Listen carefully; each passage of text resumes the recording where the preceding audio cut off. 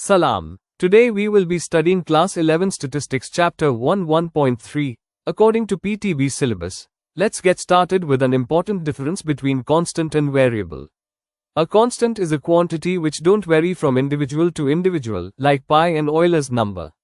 However, in a variable, characteristics vary from individual to individual in a population, like the height of plants and the eye color of different people. If we dig further into variables, we need to know the difference between a quantitative variable and a qualitative variable. A quantitative variable is one which is capable of assuming a numerical value. On the other hand, a qualitative variable is one that is not capable of taking numerical measurements. A qualitative variable is also called a categorical variable. For example, the height of plants and the number of students in a class are measured numerically, but eye color and general knowledge of individuals are measured generally. Look, here is an easy way to remember the difference between quantitative and qualitative variables.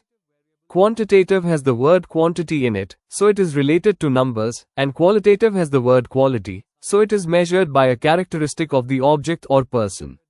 Now let's dive into quantitative variable to find out the difference between continuous variable and discrete variable. A continuous variable takes all possible values in an interval on the timeline. However, a discrete variable takes only isolated points on the number line. A discrete variable is also called a discontinuous variable. Let me explain. In continuous variable we take a fixed interval of numbers on a number line, like first interval is 1 to 5. Discrete variable is a singular number on the number line.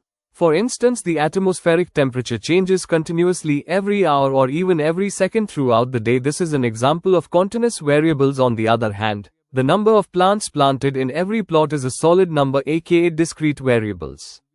That's all for today. Don't forget to subscribe.